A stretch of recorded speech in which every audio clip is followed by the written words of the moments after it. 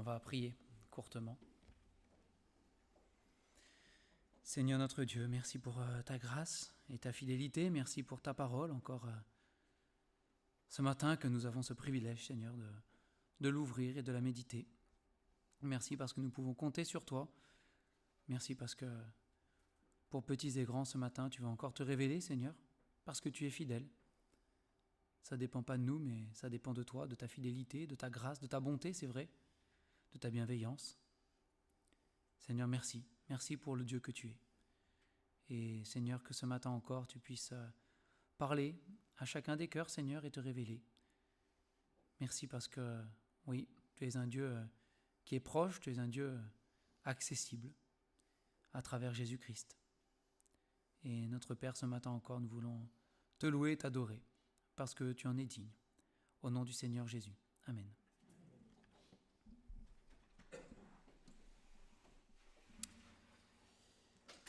Ce matin, on va aller dans 1 Corinthiens chapitre 12. 1 Corinthiens 12.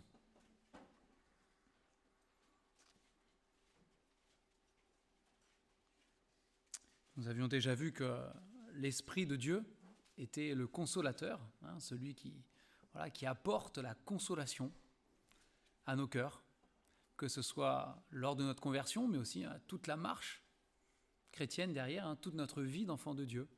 Le Saint-Esprit est celui qui vient parler à nos cœurs et nous apporter cette consolation et cette paix dont nous avons besoin. Et ici, on va voir d'autres caractéristiques de cet Esprit Saint. Et avant de rentrer dans le texte, eh bien, c'est important de se rappeler que le Saint-Esprit, ce n'est pas juste une force ou un nom comme ça, mais que c'est Dieu lui-même. C'est la parole de Dieu, la Bible nous révèle le Saint-Esprit comme étant Dieu.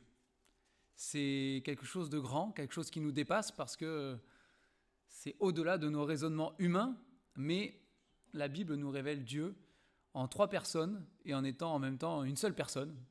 C'est comme cela. Il y a le Père, le Fils et le Saint-Esprit qui nous sont révélés dans la parole de Dieu.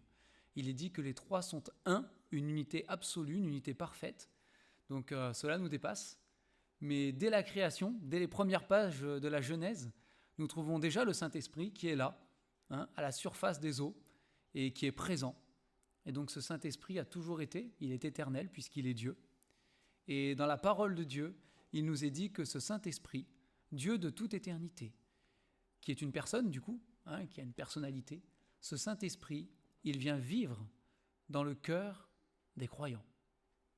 Il vient habiter dans le cœur de ceux qui donnent leur vie à Jésus-Christ, de ceux qui se convertissent, de ceux qui acceptent ce que Jésus-Christ a fait pour eux à la croix.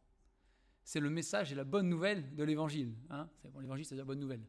Mais c'est la bonne nouvelle de Jésus-Christ. C'est que Jésus-Christ est venu dans le monde pour sauver les pécheurs. Chacun d'entre nous en particulier, nous sommes pécheurs.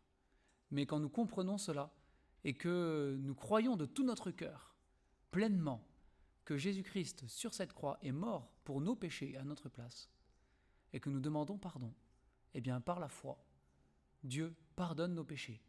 Et la Bible dit qu'à ce moment-là, l'Esprit de Dieu, c'est-à-dire Dieu lui-même, et ça c'est quelque chose qui nous dépasse, Dieu lui-même vient vivre dans mon cœur, dans notre cœur.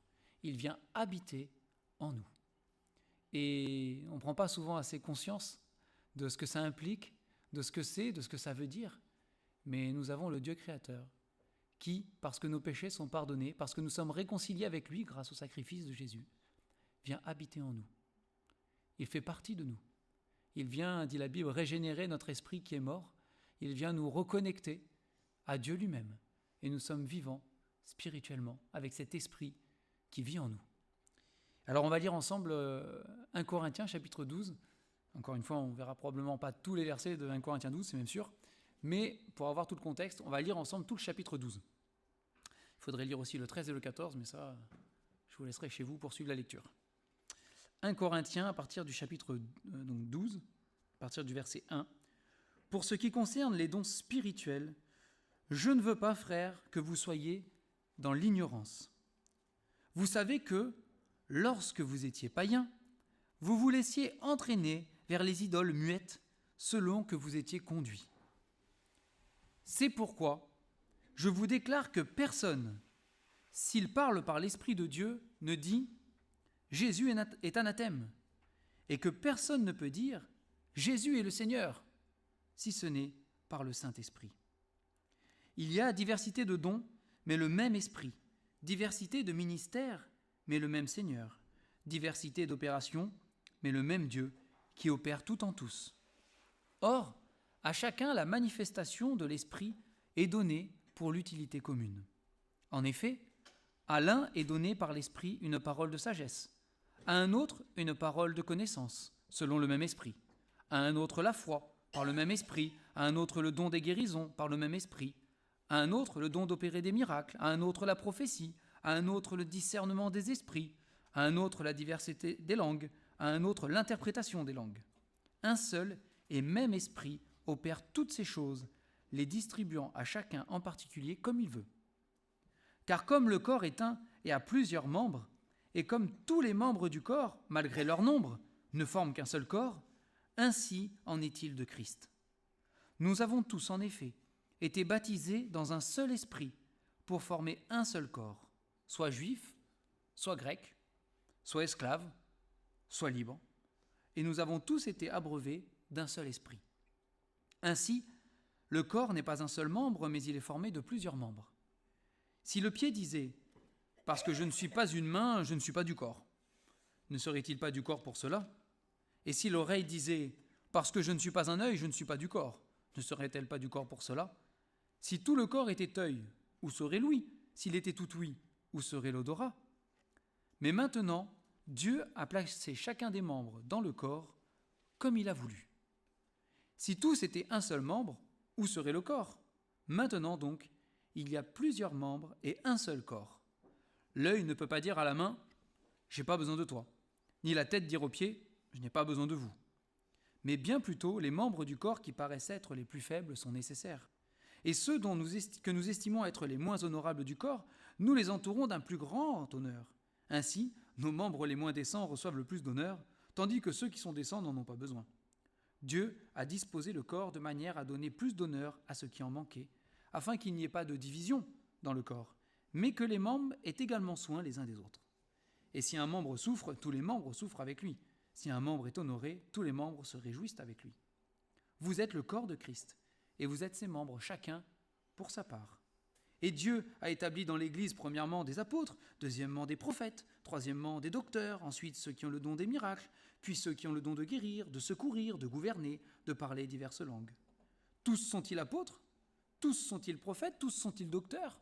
Tous ont-ils le don des miracles ? Tous ont-ils le don des guérisons ? Tous parlent-ils en langue ? Tous interprètent-ils ? Aspirez aux dons les meilleurs, et je vais encore vous montrer une voie par excellence. C'est pour ça que je dis qu'il faudrait... Ça finit un peu abrupt, désolé. C'est pas moi qui ai décidé comment ça coupe. Mais voilà, c'est pour ça que je dis qu'il faudrait lire le 13 et le 14. Et nous connaissons ce chapitre 13 de Corinthiens ensuite, où Paul montre la voie. Enfin, c'est Dieu, parce que Paul, c'est l'intermédiaire là, mais où Dieu nous montre la voie par excellence, au-dessus de tous les dons, au-dessus de toute la connaissance, au-dessus de toutes les capacités, les compétences et les qualités, qui est l'amour.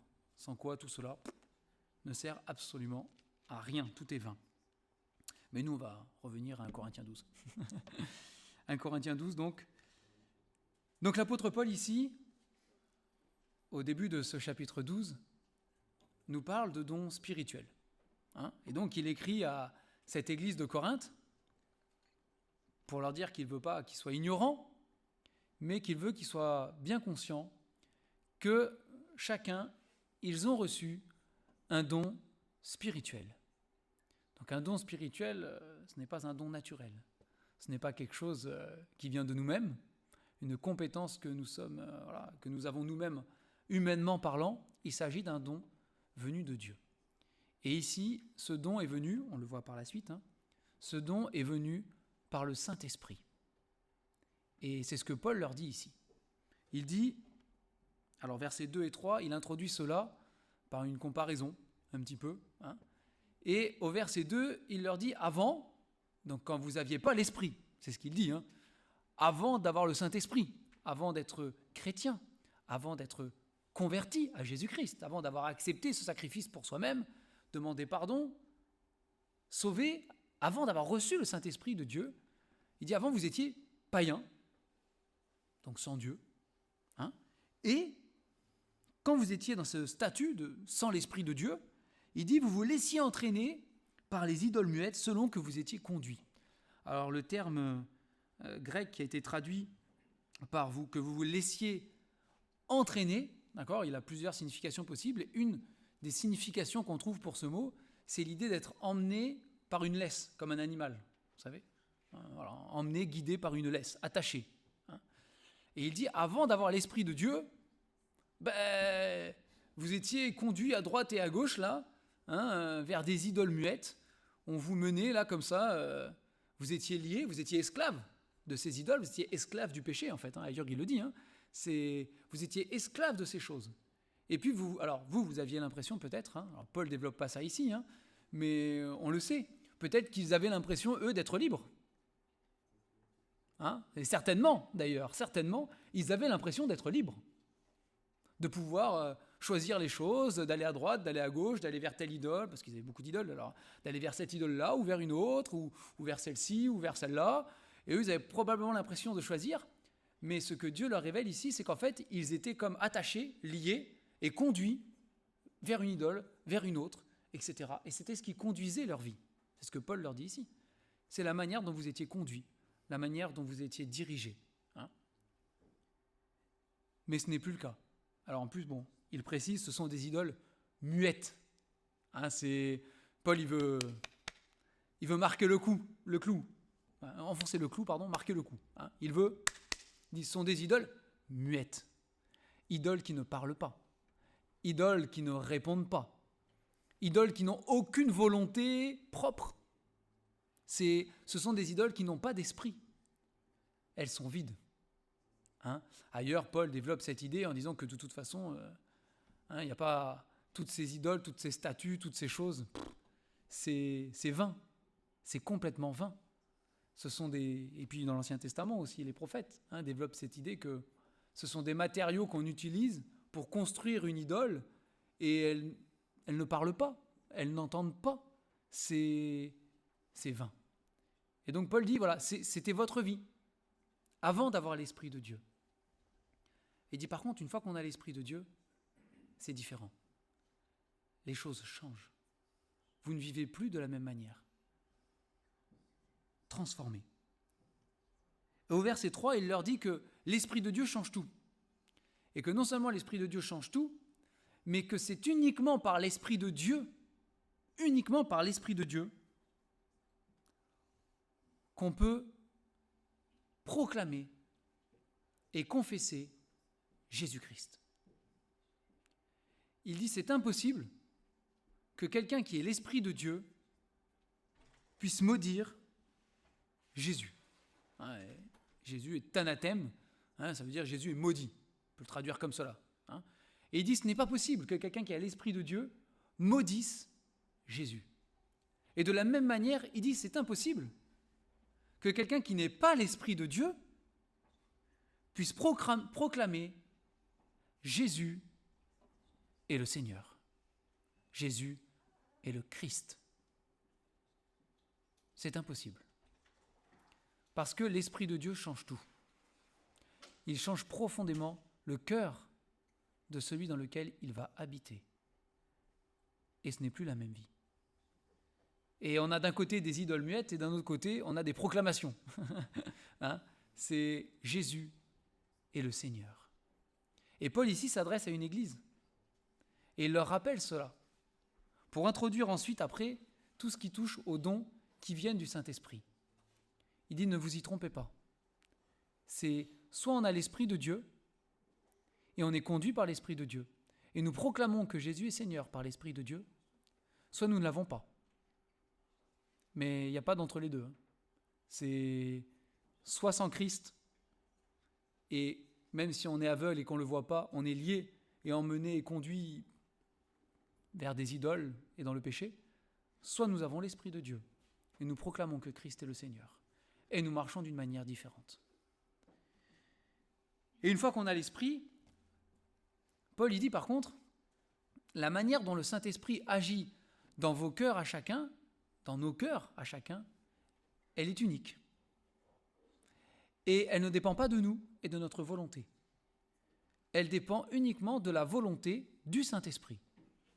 C'est lui qui décide, dans le cœur de chaque croyant, d'appliquer un ou des dons spirituels. Mais c'est Dieu qui le décide, ce n'est pas un homme. Et donc il dit, au verset 4, 5, 6, il dit c'est l'Esprit, il n'y en a qu'un. Le Seigneur, il n'y en a qu'un.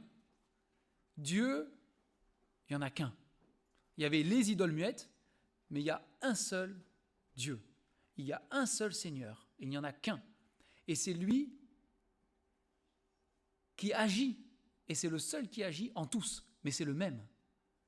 C'est qu'on ait tel don ou tel don, qu'on soit un tel ou un tel, d'ailleurs après il le développe un peu plus loin, qu'on soit juif ou grec, qu'on soit esclave ou libre, peu importe notre statut, peu importe notre passé, peu importe notre âge, peu importe notre origine, peu importe toutes ces choses, peu importe l'endroit géographique où je me trouve sur la planète, peu importe l'époque à laquelle je vis sur cette planète, tout cela, il y a quand même un seul Seigneur, qui par un seul esprit, qui est le Dieu tout-puissant et le Dieu unique, c'est lui et lui seul qui fait la même chose, enfin, il s'adapte à chacun, mais qui intervient dans notre vie spirituelle, et qui nous donne des dons. Et il n'y en a qu'un seul. S'il y a un bureau des réclamations parce qu'on n'est pas content, il n'y en a qu'un. Pas besoin d'être baladé d'étage en étage. Il n'y en a qu'un qui est le grand maître. Il n'y en a qu'un seul. C'est Christ. C'est Dieu lui-même. Et c'est ce qu'il dit. Et au verset 7, il dit que du coup, la manifestation de l'Esprit est donnée pour l'utilité commune. Et que l'Esprit, qui est l'Esprit de Dieu, donc qui est la sagesse, c'est lui la sagesse, c'est Christ, c'est l'Esprit de Dieu, et il est sage, il est parfait. Et que cet Esprit, dans sa volonté, va distribuer des dons, va se manifester à travers chaque croyant, mais dans un but précis, qui est toujours le même but. Et au verset 7, il dit, pour l'utilité commune. Ce que Dieu fait à travers chacun d'entre nous, par son esprit, c'est dans le but que ce soit utile à l'Église, que ce soit utile au corps de Christ, que ce soit utile à tous. C'est le projet de Dieu. Et ça ne dépend pas d'un homme, c'est Dieu qui le met en place, dans le cœur de chacun. Et il n'oublie personne. Il n'oublie personne. Alors après, Paul fait une liste, versets 8, 9, 10, il fait une liste qui parlait aux Corinthiens à l'époque, qui étaient les dons qui étaient pratiqués dans l'église de Corinthe. Alors, il ne fait pas la liste de tous les dons qui existent, mais il en prend certains, particulièrement, on va dire, ici, il fait une liste particulièrement de dons qui sont assez manifestes, assez publics, ok ? Il fait cette liste-là pour que ça leur parle bien. Mais, en tout cas, au verset 11, Paul leur dit « Un seul et même esprit opère toutes ces choses, les distribuant à chacun en particulier comme il veut. » Donc c'est vraiment l'Esprit de Dieu qui, dans sa volonté, décide.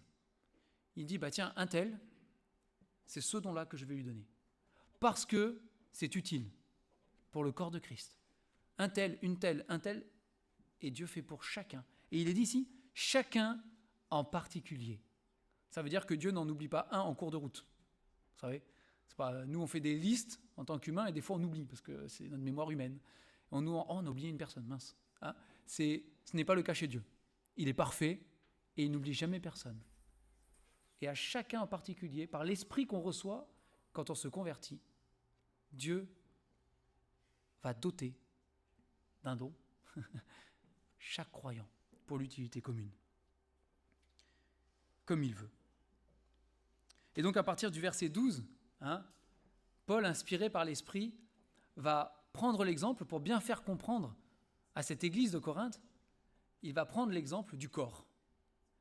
Et il va leur dire, et c'est logique, hein, dans un corps, il y a plusieurs membres, et chaque membre a une fonction particulière qui est la sienne, mais chaque membre a besoin des autres membres du corps pour être le corps. Et un corps n'est pas composé d'un seul membre qui aurait qu'une seule fonction, ça n'a pas de sens. Hein. Et c'est pour ça qu'il prend ces exemples avec le pied, la main, l'œil, l'odorat, l'ouïe, etc. Et qui dit, si on était tout ouïe, si le corps était tout ouïe, il manquerait des choses. C'est pas possible. Hein. C'est pas possible. Et il dit, le corps de Christ est composé de plusieurs membres qui chacun pour leur part ont une fonction, des fonctions qui, pour certaines, sont peut-être plus discrètes que d'autres, hein, moins publiques que d'autres peut-être aussi. Hein. Mais en tout cas, tous sont un en Jésus-Christ. Il y a dans le Seigneur Jésus une unité. Et même devant Dieu, il y a aussi une égalité devant Dieu. Hein. Ça, c'est clair. Il le développe aussi ailleurs. Hein. Mais tous une unité devant le Seigneur. Et il leur dit au verset 13, « Nous avons tous, en effet, été baptisés d'un seul esprit pour former un seul corps. » Ça, on parle de communion fraternelle, on dit il faut l'unité de l'esprit, la paix, etc. Hein, après, là aussi, hein, en termes d'unité, après, il parle justement de division, ce genre de choses-là. Mais en fait, tout cela, c'est parce que le Saint-Esprit, et le même Saint-Esprit, habite dans nos cœurs à chacun. Et c'est cela qui crée l'unité. Ce n'est pas les affinités qu'on peut avoir les uns avec les autres, les centres d'intérêt communs ou pas, qu'on peut avoir les uns avec les autres, ou les idées qui se rapprochent, qu'on peut avoir ensemble, qu'on peut partager. Pas du tout. C'est pas dans la Bible en tout cas. Ça, c'est selon les hommes. Hein, selon les hommes, on fait des clans, on fait des groupes, on fait des... etc. Suivant les affinités, suivant un centre d'intérêt, suivant une idée politique, pourquoi pas, ou idéologique, autre, peu importe. Hein. Ça, ce sont selon les hommes. Mais selon Christ, tel que c'est décrit ici, et même ailleurs dans la parole de Dieu, hein, toutes ces choses-là ne rentrent pas en considération. Ce qui fait que nous sommes un et que nous sommes un seul corps, c'est que nous avons tous le même esprit. Et c'est l'esprit de Dieu. Et c'est tout. Quel que soit l'âge que j'ai, quelle que soit encore une fois mon origine, et tout le reste, mon niveau d'instruction, mon éducation, mon passé, ma vie, au-delà de toute considération. Ce qui fait que nous sommes un en Christ, c'est que nous avons tous le même esprit qui habite dans nos cœurs. Et ça, malgré les frictions, malgré les désaccords, malgré tout ce qu'on veut, on ne peut pas le rejeter. C'est impossible. Parce que c'est au fond de nous. Et c'est la raison pour laquelle parfois on croise des chrétiens quelque part ailleurs, parce qu'on est en vacances, en voyage, je ne sais pas. On croise des chrétiens, des vrais enfants de Dieu bien sûr, hein, qui ont justement l'esprit de Dieu. On ne les a jamais vus avant, on ne les connaît pas, mais on sait. On sait. Je ne sais pas si ça vous est arrivé, moi ça m'est arrivé plusieurs fois. On sait. Il y a quelque chose. Même parfois avant de parler, je me disais bien qu'il y avait un truc quand même. Pourquoi ? Parce que c'est l'Esprit de Dieu. C'est le Saint-Esprit. Et c'est le même. Et il crée une unité. Alors, tout le travail de l'ennemi, justement, sera d'essayer de détruire ou de casser cette unité. Parce que Christ lui-même l'a dit, à ceci, tous reconnaîtront que vous êtes mes disciples si vous avez de l'amour les uns pour les autres. Hein ? S'il y a cette unité qui est visible et manifeste par l'amour, alors ce sera un témoignage pour Christ. Donc l'ennemi de Dieu, lui, qui ne veut pas que le témoignage se répande, n'aura qu'une idée en tête, bien évidemment, c'est diviser pour mieux régner. C'est vieux comme le monde, ça, hein, comme concept. Ça a toujours existé, et ça continue à se pratiquer à toute échelle, hein, dans le monde, mais lui, c'est son rôle. Néanmoins, qu'on le veuille ou qu'on ne le veuille pas, si nous sommes enfants de Dieu, nous sommes un par le Saint-Esprit. Et tout ce qu'on fait, tout ce qu'on dit ne pourra pas changer cela. Parce que c'est l'opération de Dieu. Et c'est ce qu'il dit ici. C'est le Saint-Esprit qui fait ces choses-là. Et on a été baptisés dans un seul esprit pour former un seul corps qui conçoit. Et nous faisons partie, nous disons, de la famille de Dieu, n'est-ce pas ? Et c'est comme cela. Il y a un seul Père, c'est notre Dieu. Il n'y a pas de chef, c'est Christ le chef, c'est lui qui est la tête. Et pour le reste, nous sommes peut-être ce que nous sommes, mais ça, c'est indiscutable, parce que c'est la parole de Dieu qui le dit. Nous avons, qu'on le veuille ou pas, et que ça nous plaise ou non, nous avons cette unité et ce lien de l'esprit qui est plus fort que tout.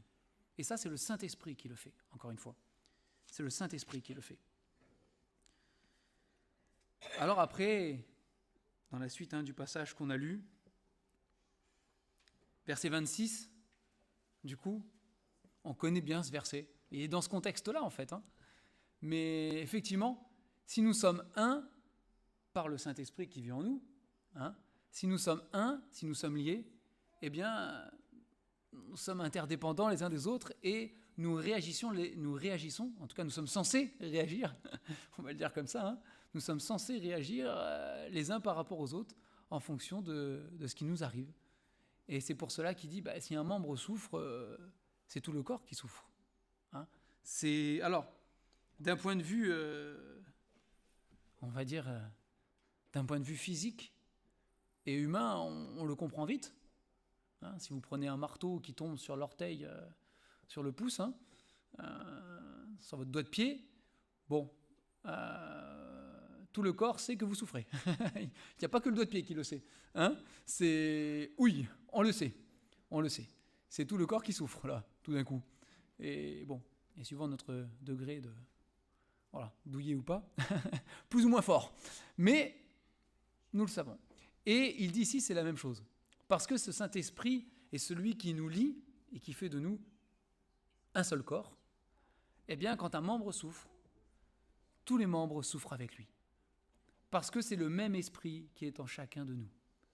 Et si, par la souffrance, l'esprit qui vit en nous ressent aussi cette souffrance et intercède pour nous, eh bien, automatiquement, normalement, tous les membres du corps souffrent avec. Mais c'est aussi le cas quand on se réjouit, c'est pas que dans la souffrance. C'est aussi le cas quand un membre est honoré, quand il est mis à l'honneur, quand il se réjouit, eh bien, tous se réjouissent ensemble.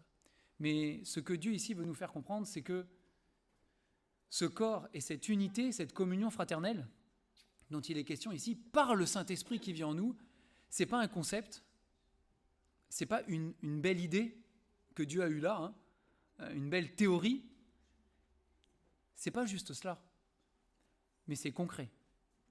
C'est quelque chose qui doit être concret et qui doit être vrai, qui doit se sentir et se ressentir dans notre vie ensemble en tant qu'Église. Parce que communion fraternelle avec l'autre bout de la planète, on peut prier pour eux, on souffre aussi avec eux. Et c'est vrai que c'est pas tout à fait pareil que si on se croise et qu'on se voit tous les jours, c'est vrai. Et c'est comme ça que Dieu a voulu les choses. Même si l'esprit qui vit en nous et qui vit à ceux qui sont à l'autre bout de la planète nous connecte aussi. Et quand on apprend que des frères et sœurs à l'autre bout de la planète ont des difficultés, eh bien notre cœur, par le Saint-Esprit aussi, est saisi. On souffre aussi avec eux. C'est vrai. Mais on ne peut pas avoir la même communion fraternelle identique que quand on se côtoie régulièrement aussi.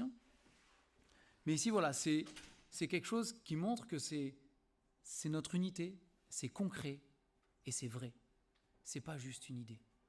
Ce Saint-Esprit est vivant.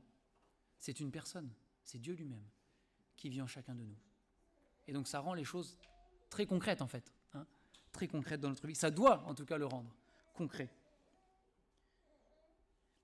Paul le répète au verset 27, vous êtes le corps de Christ. Donc il n'y a qu'un corps, il n'y en a pas 36, il n'y en a qu'un. Vous êtes le corps de Christ, tous ensemble. Chacun, vous êtes ses membres, chacun pour sa part. Et la part qui nous est donnée, elle n'est pas choisie par moi-même, par vous-même. C'est Dieu. Encore une fois, c'est le Saint-Esprit qui vous donne la part et qui nous donne la part qui est la nôtre. Mais elle vient de Dieu. Et c'est Dieu qui fait ces choses-là. Et on peut lui faire confiance. Parce que Dieu, il est parfait. Dieu est parfait. Et s'il me dit, c'est là ta part, c'est là ta place, c'est peut-être que nous, ça ne nous plaît pas. Ça peut arriver. Pourquoi pas? Nous avons des idées. Mais Dieu sait ce qu'il fait. Dieu a un plan parfait pour son Église. C'est son Église, pas que locale pour le coup, pour tout le corps de Christ entier. C'est Dieu a un plan parfait. Mais c'est chacun pour sa part. Chacun la part que Dieu attribue, que Dieu donne, que Dieu montre aussi, que Dieu révèle. et c'est selon sa volonté. Selon sa volonté. Et c'est pour ça qu'après, il dit, voilà, il fait une liste, encore une fois, il fait une liste de ce que les Corinthiens connaissaient à l'époque, dans ce qu'ils pouvaient voir, et dans ce qui pouvait être exercé dans leur église, et dans, on va dire, la famille de Dieu qu'ils pouvaient voir autour, leur église et les autres qui étaient autour. Et voilà, Dieu, il dit, Paul dit, voilà, Dieu a établi dans l'église, premièrement, les apôtres. Ensuite, deuxièmement, il y a les prophètes, après il y a les docteurs, il y a ceux qui ont le don des miracles, ceux qui ont le don de guérir, de secourir, de gouverner, de parler diverses langues. Et au verset 29, il insiste encore une fois en disant, mais est-ce que tous sont apôtres ? Non, c'est une évidence. Est-ce que tous sont prophètes ? Non, non plus. Est-ce que tous sont docteurs ? Non. Est-ce que tous ont le don des miracles ? Non. D'ailleurs, dans le Nouveau Testament, si vous lisez attentivement, par exemple, dans le livre des Actes, il est dit à un moment que beaucoup de miracles se faisaient par les mains des apôtres. Donc c'est spécifié, c'est pas tous les premiers chrétiens là qui étaient là et qui avaient le don de faire des miracles, qui faisaient des miracles partout. Pas du tout et absolument pas. Le Nouveau Testament le précise même, il dit par les mains des apôtres. Et pourtant ils étaient nombreux quand ils étaient là, mais c'était les apôtres qui faisaient cela. Et il dit, est-ce que tous ont le même don ? Non. Et encore une fois, si tout le monde avait le même don, quel intérêt ? Où serait le corps ? Non, c'est chacun pour sa part. Est-ce que tous ont le don de guérison ? C'est pareil, non. À l'époque, ils n'avaient pas tous le don de guérison, par exemple. C'est évident. Et encore une fois, nous voyons que les apôtres, d'ailleurs, pour le coup, particulièrement, avaient ce don-là. Particulièrement, très précisément même. Est-ce que tous parlent en langue ? Est-ce que tous interprètent ? Bon. Il continue. Mais il dit, voilà, on n'est pas tous identiques. L'Esprit de Dieu qui vit dans notre cœur, quand nous sommes enfants de Dieu, c'est le même esprit pour chacun. Mais pour autant, il ne nous rend pas tous uniformes. Il ne nous rend pas tous identiques. Nous ne sommes pas des clones. Alors c'est vrai qu'un jour, on ressemblera tous à Christ. C'est ce que dit la Bible. On sera transformés tous à l'image de Christ. Mais pour autant, nous ne sommes pas tous clonés identiquement. Il dit non. Il dit tous ne sont pas les mêmes. Nous avons, chacun d'entre nous, par le Saint-Esprit qui vit en nous, un appel qui est le nôtre, une fonction qui est la nôtre, une relation avec Dieu qui est la nôtre aussi, qui est personnelle. C'est ce que Dieu développe en nous, c'est le projet que Dieu a pour moi, pour chacun d'entre vous. C'est son projet pour vous. Pour l'utilité commune, donc c'est votre projet personnel, mais pour l'utilité de tous, c'est ce que dit la Bible, mais ça reste le vôtre. C'est chacun devant le Seigneur. Alors c'est intéressant, parce qu'on a le verset 31. Donc c'est le dernier verset, ici.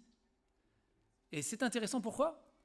Parce que Paul insiste depuis le début en disant que c'est le Saint-Esprit qui décide, que c'est le Saint-Esprit qui distribue, que c'est lui qui donne à chacun comme il veut en particulier, il le dit. Et il insiste là-dessus. Et ailleurs, la Bible dit aussi, qu'as-tu que tu n'aies reçu ? Et si tu l'as reçu, pourquoi te glorifies-tu comme si tu ne l'avais pas reçu ? Ça vient de Dieu, ça n'est pas toi-même. Et pourtant, et ça c'est quelque chose aussi d'intéressant, et pourtant, au verset 31, Paul dit à cette église, aspirez aux dons les meilleurs. Mais pourtant, ça vient de Dieu, c'est pas moi qui décide. C'est Dieu qui donne. C'est l'Esprit de Dieu qui vient distribuer. Mais pour autant, l'apôtre Paul dit que il est bon d'avoir un désir dans le cœur de servir. Et c'est normal. Et c'est quelque chose qu'on peut, qui est encouragé même. D'ailleurs, vous avez, dans l'épître de Timothée, il est dit, si quelqu'un aspire à la charge d'évêque, donc évêque c'est ancien là, si quelqu'un aspire à la charge d'évêque ou d'ancien, il désire une œuvre excellente. Excellente. Donc pour autant, nous avons le droit, parce que nous sommes créés à l'image de Dieu, avec des sentiments, avec une volonté, avec une personnalité. Alors le problème, c'est le péché qui a tout cassé. Mais au-delà de ça, nous avons été créés avec cela. Et il est bon il est bon aussi d'aspirer à des choses dans notre cœur. Ce n'est pas mauvais, et c'est ce qu'il est dit ici. Je peux aspirer à certains dons. Je peux aspirer à servir dans tel domaine ou dans tel domaine. Je peux. Mais, et Paul le répète partout ici, mais il faut rester soumis au seul Seigneur, au seul Dieu qui est tout en tous, et au seul Esprit qui distribue et qui dirige. On reste soumis à ce que Dieu veut pour nous. Mais pour autant, ça ne veut pas dire que nous sommes des robots, que nous n'avons pas de volonté, que nous n'avons pas de désir. Ce n'est pas vrai. Et ce n'est pas même ce à quoi nous sommes encouragés. Nous avons le droit d'aspirer dans nos cœurs à une charge, à un service, à un don. Mais pour autant, il faut rester soumis à ce que Dieu veut. Mais ce n'est pas pour autant découragé. Donc c'est pas mauvais, c'est pas condamné de se dire « Ah, j'aimerais servir le Seigneur dans tel domaine ». C'est pas mauvais. Et d'avoir un cœur pour servir Dieu, c'est même bon, et c'est même bon signe. C'est même bon signe. Ce serait même au contraire problématique que d'avoir l'Esprit de Dieu qui vit en nous et de dire « Ah, moi je veux pas servir, je veux rien faire ». Alors là, compliqué. On pourrait se poser des questions. Donc Paul leur dit, aspirez aux dons les meilleurs. Alors on va pas là, ça serait trop long, définir ce qu'est absolument le don le meilleur, mais aspirez aux dons les meilleurs. Mais, au-delà de nos aspirations pour les dons les meilleurs, peut-être que c'est selon l'homme qu'on met des critères, probablement, au-delà de tout, et c'est pour ça que je dis que ça se termine en queue de poisson ce passage-là quand on s'arrête, mais au-delà de tout, Paul dit, ok, aspirez aux dons les meilleurs, vous pouvez, mais il y a une voie par excellence. Il y a une voie au-dessus de tout ça. Et il y a quelque chose qui est au-dessus des dons qu'on a pu recevoir par l'Esprit, ou des choses qu'on aspire à pouvoir pratiquer, ou à servir, etc. Il dit, au-dessus de tout, il y a la voie par excellence. Et c'est là que vous lirez le chapitre 13, qui nous dépeint l'amour, en disant qu'au-delà de tous ces dons, de toutes ces capacités, au-delà de tout ce à quoi on peut aspirer dans notre cœur pour servir, au-dessus de tout et au-delà de toutes ces choses, il y a ce que nous devons pratiquer avant tout, et c'est l'amour. Et nous pourrions avoir les dons les meilleurs, et peut-être même tous les dons les meilleurs, pourquoi pas, si nous n'avons pas l'amour. Dieu le dit dans la suite, nous sommes rien du tout. C'est de la vanité. Mais c'est vide. Ça n'a aucun sens, aucun intérêt. Et ça ne sert à rien. On pourrait être le plus doué de tous les temps dans un domaine. Et Paul le dit, on pourrait posséder même toute la connaissance, la science de tous les mystères, tout savoir. Si nous n'avons pas l'amour, à quoi cela sert ? À rien du tout. Parce que tous ces dons sont dans un unique but, l'utilité commune. Et pour ça, il faut aimer. Sinon, on a un don par orgueil pour soi-même, ou pour se faire valoir, ou pour se montrer aux autres, ou pour l'apparence, ou pour telle chose ou telle chose. Non. La parole de Dieu est claire. Non. C'est pour l'utilité de tous, parce que c'est par amour. Et ça, c'est quelque chose de grand. Et encore une fois, et on va conclure avec ça, mais encore une fois, il n'est pas question ici d'un amour humain, ou qui vient de l'homme, parce que ce sera aussi, c'est défaillant. Et cet amour que décrit 1 Corinthiens 13 n'est pas applicable humainement parlant, c'est impossible. Nous sommes défaillants sur toute la liste, ce n'est pas possible. Mais c'est un amour qui vient de Dieu. Et dans l'Épître aux Romains, il nous est dit que l'amour de Dieu a été répandu dans nos cœurs par le Saint-Esprit qui nous a été donné. Et donc cet esprit, non seulement nous donne un don, des dons spirituels pour le service et pour l'utilité du corps de Christ, mais il nous donne aussi l'amour. Il nous donne l'amour. L'amour pour Dieu, mais aussi l'amour pour les frères et les sœurs en Christ, pour la famille de Dieu. Ça aussi, c'est le Saint-Esprit qui nous le donne. Parce que la Bible nous dit que Dieu est amour. Et que s'il habite en nous, c'est l'esprit d'amour, de consolation aussi, mais d'amour, qui vit dans nos cœurs et qui nous pousse à aimer notre prochain, à aimer nos frères et sœurs en Christ et à aimer Dieu. Alors ça ne veut pas dire que nous sommes parfaits dans ce domaine-là, et bien souvent nous sommes défaillants.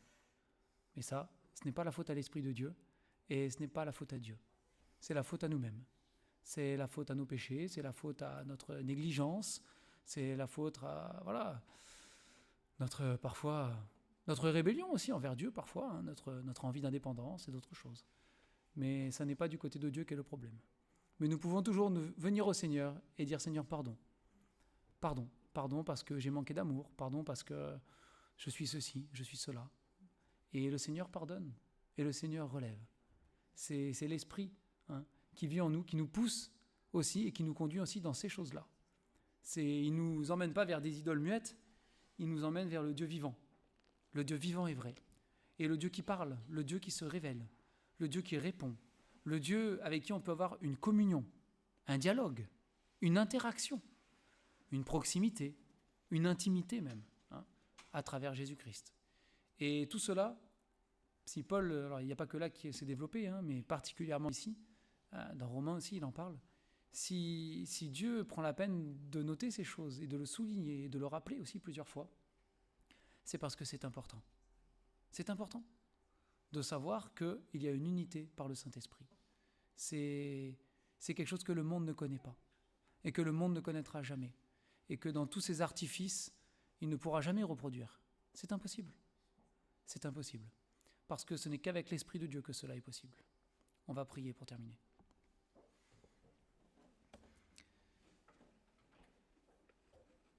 Merci Seigneur pour la grâce que tu nous fais en Jésus-Christ, d'être participants de la nature divine par le Saint-Esprit. Merci pour ta présence dans mon cœur, dans ma vie, dans mon esprit et dans celui de tous ceux qui ont fait la paix avec toi par Jésus-Christ. Seigneur, ce matin encore, s'il y a parmi nous quelqu'un qui peut dire qu'il ne connaît pas cet Esprit Saint vivre en lui,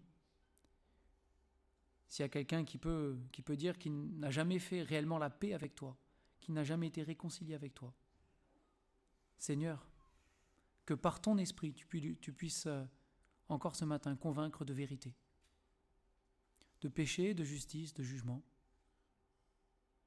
pour amener à repentance et à salut. Seigneur, là encore, c'est ton œuvre. Et nous comptons sur toi. Mais que ce matin encore, il puisse y avoir plusieurs âmes qui se tournent vers toi, qui reçoivent l'Esprit, qui soient sauvées et qui nous rejoignent dans cette famille spirituelle.